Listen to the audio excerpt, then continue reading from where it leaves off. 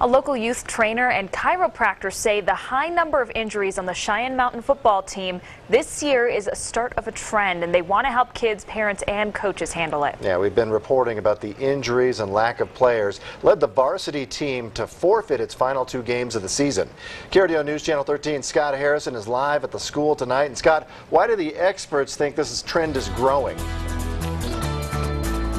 Well, JJ and Heather, they say it's because they're seeing more intense and longer practices for sports teams, not just football, even sometimes soccer teams, like the soccer teams we have out here practicing tonight. Also with that tougher academic standard. So the stress alone of trying to balance those two can make an athlete more vulnerable to injury.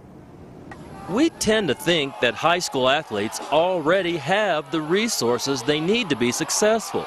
But a youth sports trainer says that's not true, and that's why he started Performance Pediatrics 5 years ago, to fill an important void for kids.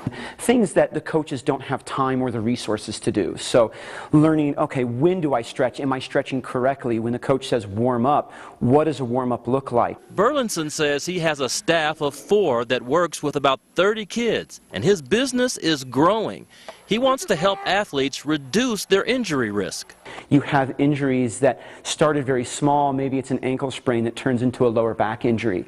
And that is all part of physiology and movement. Also helping high school athletes is Z-Volve Performance Care.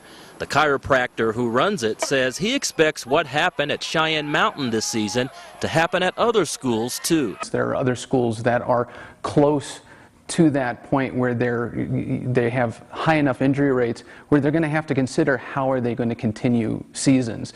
Maybe not to the end of this season. And those 2 experts we just heard from say that making sure that football is safe, fun, and not so stressful will do a lot to help schools avoid what happened here to the Cheyenne Mountain High School football team this season.